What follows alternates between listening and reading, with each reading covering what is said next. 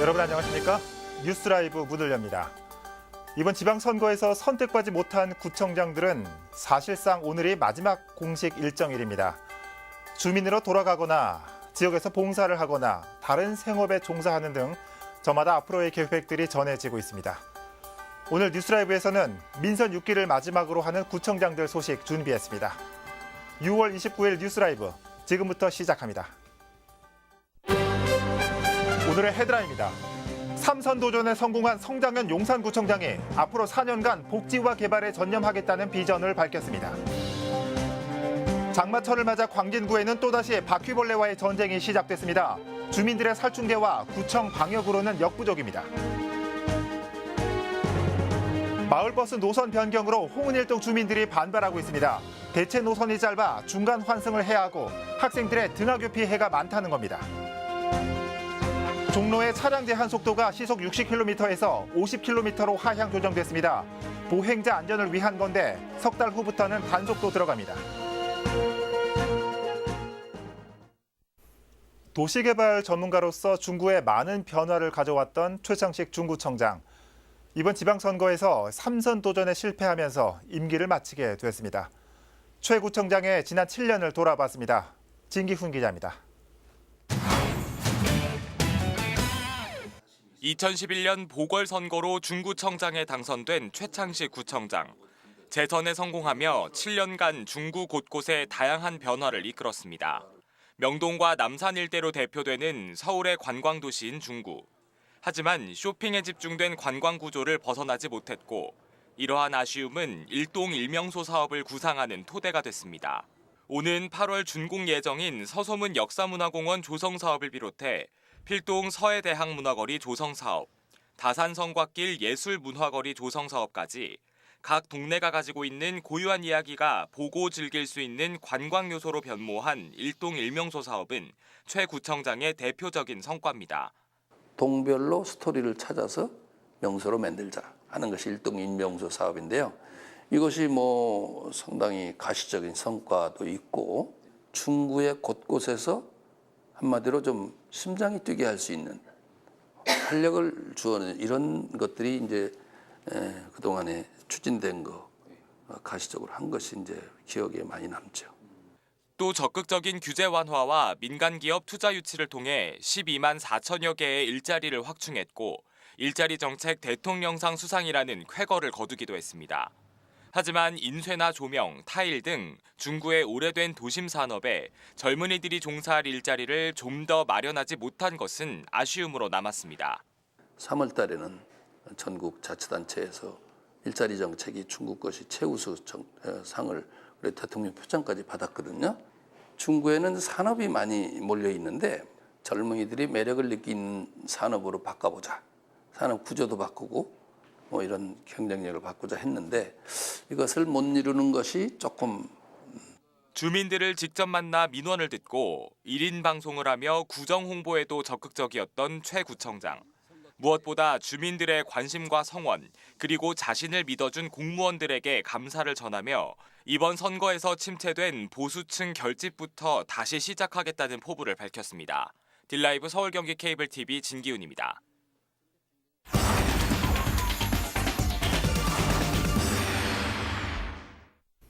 이처럼 이번 지방선거에서 선택을 받지 못한 구청장들은 내일까지 단 이틀의 임기만을 남겨놓고 있습니다. 이해식 강동구청장은 좀 특별한 경우인데 이 3선 연임 제한 때문에 출마 자체를 하지 못했죠. 민선 4, 5, 6기 강동구청을 이끌고 퇴임식을 앞둔 오늘 어떤 심정일지 강동구 연결해 보겠습니다. 박용찬 기자. 네, 강동구청에 나와 있습니다. 10년이면 강산도 변한다는 말이 있습니다. 오랜 세월 동안 세상에 변하지 않는 것은 없다라는 말이기도 합니다. 강동구에도 10년의 세월 동안 많은 변화의 바람이 불었습니다. 그리고 그 중심에 한 인물이 서 있었습니다. 최연소 강동구 의원에서 최연소 3선 연임 구청장으로 강동구를 이끌어왔던 이해식 구청장을 두고 하는 말입니다. 이제는 그 무거운 책무를 내려놓고 자연인으로 돌아갈 준비를 하고 있습니다. 오늘 퇴임을 앞둔 이해식 구청장에게 그간의 소회를 들어보겠습니다. 구청장님 안녕하십니까? 네, 안녕하세요. 10년 동안 강동구를 이끌어 오셨습니다. 네. 이 감회도 굉장히 남다르실 것 같은데 지금 심경이 어떠신지 궁금합니다.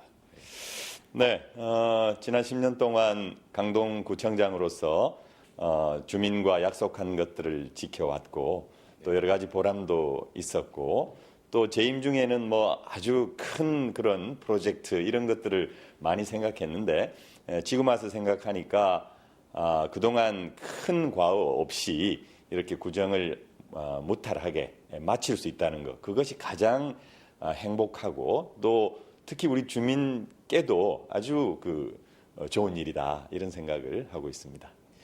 네, 구청장님, 제가 앞서 말씀드렸는데 또 이제 최연소 타이틀을 기록하시면서 지금까지 또 오셨습니다. 앞으로의 행보에 대해서도 관심을 갖고 계시는 분들이 많은데요. 네. 퇴임 이후의 계획은 어떻게 되시나요? 우선 뭐 좀 쉬고 재충전하고 또 공부도 좀 하고 뭐 그럴 계획이고요.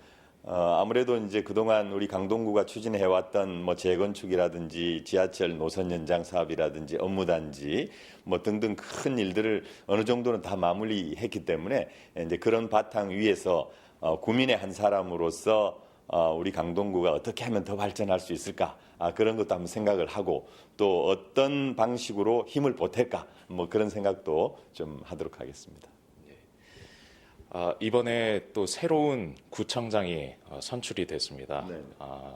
선배 구청장으로서 차기 구청장에 대해서 바라시는 점이나 또 당부하고 싶은 말씀이 있다면 어떤 게 있을까요? 네, 우리 강동 구민께서 아주 유능하고 또 정말 촉망받는 그런 구청장을 선택해 주셨다고 생각합니다. 잘 할 거라고 보고 있고요. 어떤 그 구정의 연속성이라 그럴까 지속성 그런 것에 좀 염두를 두고 우리 강동 구민들이 바라는 이제 그런 일들을 하나씩 차근차근 해 갔으면 좋겠고 특히 그 구민께 약속한 거 그것은 꼭 지켜냄으로써 우리 구민들께 칭찬받는 그런 구청장이 됐으면 좋겠습니다. 네, 이해식 구청장님께서 그동안 이 강동구에 남기셨던 이런 굵직한 발자취들은 아마도 오랫동안 이 강동구에 또 남아 있을 거라고 생각합니다. 앞으로도 강동구 발전을 위해서 더 노력해 주시기를 또 멀리에서 기대하고 있겠습니다. 예, 오늘 말씀 감사합니다. 네, 감사합니다. 네. 네, 지금까지 강동구청에서 전해드렸습니다. 네, 박영찬 기자였습니다. 퇴임 후에 강동구민으로서 지역을 지켜나가겠다는 강동구 이해식 구청장의 임기 중 마지막 인터뷰 연결해봤습니다.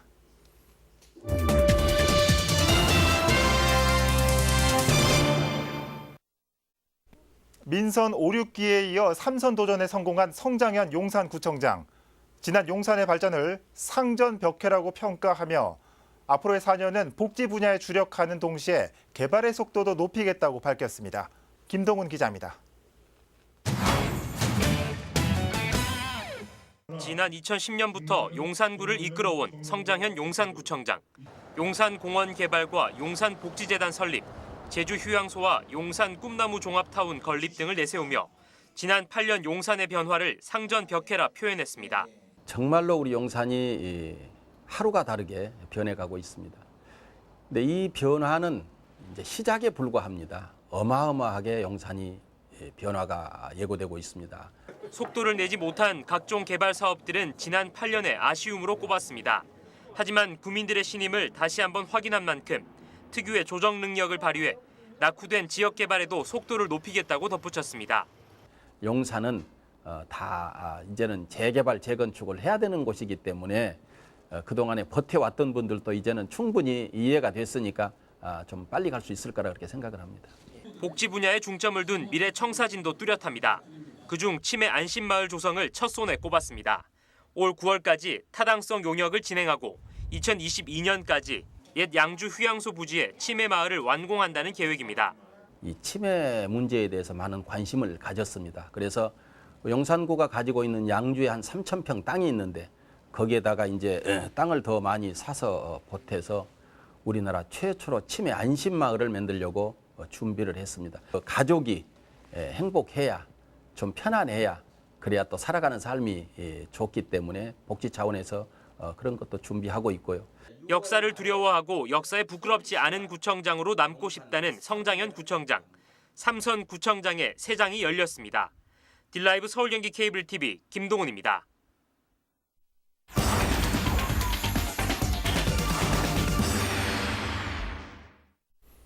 여름하면 빠질 수 없는 게 바로 수영장이죠. 이 본격적인 여름철을 앞두고 오늘 대부분의 한강 야외 수영장이 문을 열었습니다. 지금 뚝섬 한강공원 현장에 저희 취재 기자가 나가 있습니다. 태윤영 기자. 네, 뚝섬 야외 수영장입니다. 네. 오늘 날씨가 흐려서 이용객은 많지 않을 것 같은데 먼저 현장 분위기 어떤지 좀 전해주실까요? 네, 맞습니다. 오늘 뚝섬 수영장 이외에도 대부분의 한강 수영장이 이렇게 문을 열었습니다. 네. 현재 이곳은 장마 영향으로 하늘에 곳곳에 먹구름이 좀 끼어있긴 하지만 중간중간 햇빛이 좀 들면서 매우 후텁지근한 모습인데요. 하지만 이렇게 물속에 발을 담그고 있으니까요. 발끝에서 전해져 오는 시원함을 느낄 수 있습니다. 또 보시는 것처럼 제 종아리 높이의 얕은 수심의 풀장도 있어서 예. 어린 영유아들도 안전하게 물놀이를 즐길 수 있어 보입니다. 끝으로 현장 분위기는 아까 말씀하셨듯이 오늘의 개장 초반이고 오전이어서 그런지 아직까지는 여유 있는 모습입니다. 예. 지금 화면으로 분위기만 봐도 굉장히 좀 시원한 것을 느낄 수 있는데 이 뚝섬뿐만 아니라 다른 한강 수영장들도 개장했죠. 자세한 정보 좀 주실까요? 네, 조금 전 알려드렸다시피 이곳 제가 나온 한강 뚝섬 수영장 이외에 대부분의 한강 수영장들이 일제 일부는 열었습니다. 광나루와 잠실, 잠원 수영장의 경우는 오늘 개장했고요. 예. 그다음에 하지만 그 여의도와 난지, 양화 수영장은 오는 7월 6일부터 운영이 됩니다. 예. 또 한강 수영장, 또 다른 한강 수영장이죠. 그 망원 수영장의 경우에는 성산대교 북단 그 개선 공사로 인해서 올해는 운영하지 않는다고 하니까 참고하시면 좋겠습니다. 네. 운영 시간은 매일 오전 9시부터 저녁 7시까지 운영되고 오는 8월 26일까지 즐길 수 있습니다. 요금은 연령별로 1,000원에서 5,000원까지지만 만 6세 미만은 무료로 이용할 수가 있습니다. 그렇군요. 이렇게 본격적인 휴가철과 방학도 다가오면서 올여름도 많은 사람들이 몰릴 것 같습니다. 올해 특별히 좀 바뀐 게 있으면 어떤 게 있는지 소개 좀 해주시죠. 네, 있습니다. 바로 생존 수영 체험인데요. 예. 지난해 여의도에서 처음 시작됐지만 올해부터는 제가 나온 뚝섬 수영장에서도 함께 진행이 됩니다. 특히 올해는 강사 인원과 시간 등이 대폭 지난해에 비해 증가가 됐는데요. 네. 교육은 해당 수영장에서 해양경찰 등 전문 강사 10여 명이 오전과 오후 나눠서 이렇게 두 타임을 진행을 합니다. 당일 현장 접수로 회당 60명 내외로 참가가 제한이 되고요. 예. 생존 수영법과 하선훈련, 인명구조법 등 다양한 그 안전 체험 교육들이 진행이 됩니다. 이 밖에도 기존에 페인트로 도색되었던 그 수영장 바닥은 전용 수용 타일로 교체됐고요. 예. 또 기존 간이식 화장실도 새 단장돼서 조금 더 깨끗하게 이용할 수 있을 것으로 보입니다. 지금까지 뚝섬 한강 수영장에서 전해드렸습니다. 네, 태윤영 기자 수고했습니다. 비록 요새 흐린 날씨가 이어지고 있지만 여름이 왔다는 걸 실감하게 해주는 것 같습니다. 뚝섬 야외 수영장 연결해봤습니다.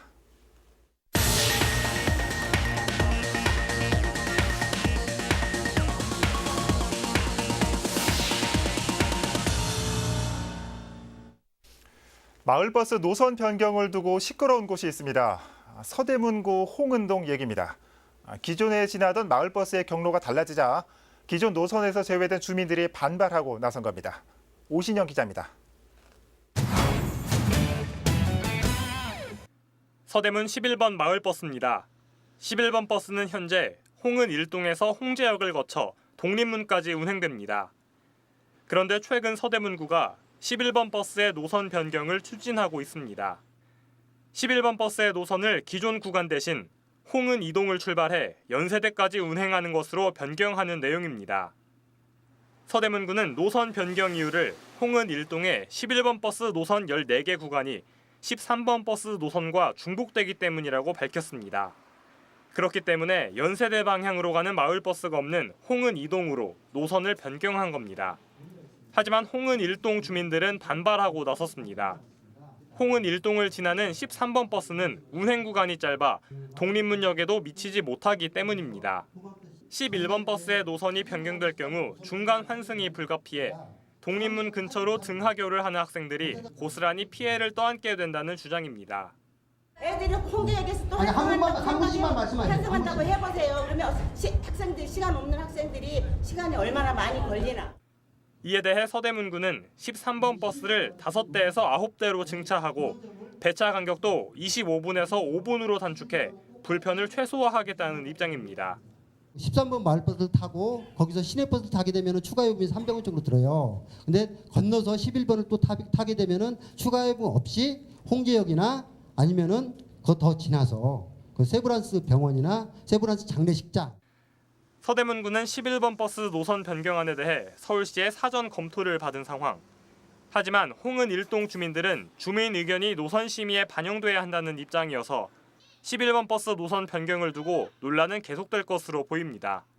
딜라이브 서울경기 케이블 TV 오신영입니다. 한편 바퀴벌레로 몸살을 앓고 있는 곳도 있습니다. 이번엔 광진구 얘긴데요. 광진구에서는 매년 장마철만 되면 모기보다 더 기승을 부리는 바퀴벌레 때문에 주민들의 고충이 이만저만이 아닙니다. 조성엽 기자입니다. 바퀴벌레 한 마리가 제 집인 양 화장실을 돌아다닙니다. 아이들은 화장실 근처에 가는 것조차 꺼려합니다. 잘 못 갔어요. 바퀴벌레가 엄청 많이 나올까 봐요. 곳곳에 놓인 해충 퇴치제에 바퀴벌레가 죽어 있습니다. 집안을 아무리 쓸고 닦아도 바퀴벌레는 어김없이 나타납니다. 불 끄고 가만히 있다가지 12시 그럴 때 나 화장실 가다 보면 여기서도 내려오고 여기서 그때 요즘에 내가 자꾸 잡아서 약적을 쇠떡째 사서. 바퀴벌레는 1970, 80년대 지어진 다세대 주택이 많은 중곡동과 구이동, 군자동 등에서 주로 출몰하고 있습니다. 주택가의 정화조나 하수구는 알을 부화하기 최적의 장소이기 때문입니다. 이렇듯 오래된 하수구엔 시멘트 마감이 잘 돼 있지 않아 바퀴벌레들이 집단적으로 알을 부화시킵니다. 하수구에 방역을 하자 까맣게 올라오는 바퀴벌레들. 하지만 그때뿐입니다. 되려 하수구에서 나온 바퀴벌레가 집 안으로 들어와 폐를 끼치기 일쑤입니다. 많아요. 주택이라 그런지 습한 데는 뭐 바퀴벌레 꼭 있죠. 그래서 약을 뭐 항상 손에 갖고 다니죠, 여름에는. 구청 민원 게시판은 바퀴벌레로 인해 피해를 호소하는 주민들의 글로 도배가 됐습니다. 광진구는 타 자치구와 비슷한 수준인 매년 6천만 원 정도를 방역약품 구입비로 쓰고 있지만 민원을 모두 응대하기엔 무리가 있다는 입장입니다. 우리 직원이야 사무실에서 처리하는 직원 하나고 그다음 정규직은 현장에 나가는 분 한 분 이렇게 해가지고 지금 처리를 하고 있는데 이틀 사이에 한 60건 막 60건 이상이 돌아가지고 지금 아직까지도 지금 그 마무리를 다 못 지워가지고. 매년 장마철마다 대량으로 찾아오는 불청객 바퀴벌레. 주민들은 퇴치제와 살충제는 일시적일 뿐이라며 보다 확실한 방역체계 구축을 요구하고 있습니다. 딜라이브 서울경기 케이블 TV 조성엽입니다. 서울 도심의 중심인 종로구, 버스 중앙차로와 자전거 도로를 개통하면서 보행인구 밀집 지역이 됐습니다. 서울시가 종로의 차량 제한 속도를 기존의 시속 60km에서 50km로 하향 조정했습니다. 보행자의 안전을 위해서입니다. 송지현 기자입니다. 서울시가 종로대로의 제한 속도를 시속 60km에서 50km로 하향 조정한다고 밝혔습니다. 세종로 사거리부터 흥인지문 교차로까지 2.9km 구간입니다. 서울 도심 간선도로 가운데 강화된 제한 속도를 적용한 것은 이번이 처음입니다. 지난해 종로 중앙버스 차로와 함께 횡단보도를 추가로 설치해 보행자가 증가한 데 따라 높아진 사고 위험을 줄이기 위한 방안입니다. 해외 사례를 보면 덴마크와 독일에서 도심 제한 속도를 시속 60km에서 50km로 낮춘 결과 덴마크에서는 사망사고와 부상사고가 각각 24%와 9% 감소했고 독일은 교통사고가 20% 줄어든 것으로 나타났습니다. 또 지난 4월 개통된 자전거 전용 차로와 관련해서도 차와 자전거 간 속도 차이를 줄여 사고 감소 효과를 기대해야 한다는 겁니다. 해외 사례를 보면 덴마크 같은 경우에 도시내 속도를 60에서 50으로 낮췄을 때 사망사고가 약 24% 정도 감소한 사례가 있었고 자전거나 차량 간의 속도 차이도 좀 줄임으로써 자전거 교통사고도 예방할 수 있고 또 보행자 사고도 예방하기 위해서 서울시는 안전표지, 노면표지 등 교통안전시설을 설치하고 3개월의 유예 기간을 거친 후 과속 단속을 시행할 예정입니다. 또 하반기에는 도심 전체에 제한속도 하향 조정을 확대해 나갈 것으로 보입니다. 딜라이브 서울 경기 케이블 TV 송지현입니다. 광진 새마을 문고 야외 100일장이 열렸습니다. 광진 새마을 문고 100일장은 올해 17회째로 아차산 배드민턴장에서 열렸습니다. 이번 야외 100일장에는 문고 회원과 주민 등 230여 명이 모여 식사와 다과를 함께했습니다. 또 월드컵, 아름다운 인연, 1%의 기적 등을 주제로 시와 소설, 수필 등의 다양한 글짓기 활동을 펼쳤습니다. 마포구 치매지원센터에서 치매 노인 실종을 예방하기 위해 신원정보와 보호자 연락처 등이 담긴 배회 인식표를 무상으로 제공합니다. 배회 인식표는 환자의 이름과 연락처, 주소 등의 정보가 담겨 있습니다. 현재 치매를 앓고 있거나 실종 위험이 있는 60세 이상 노인이면 누구나 신청할 수 있습니다. 신청을 원하는 경우 대상자의 사진과 신분증, 주민등록등본과 가족관계 증명서를 지참한 뒤 마포구 치매지원센터를 방문해서 신청하면 됩니다. 한편 마포구는 치매 노인 실종 예방을 위해 위치 추적기를 보급하고 있고 지문 사전 등록 등의 배회 예방 서비스도 추진하고 있습니다.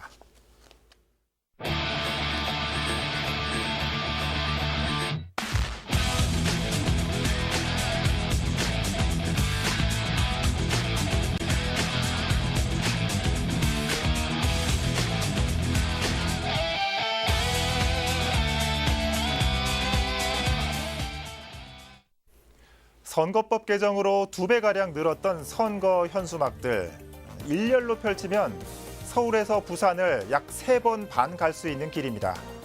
그런데 선거가 끝난 뒤에 많은 현수막들이 장바구니 등으로 재활용되고 있다고 합니다.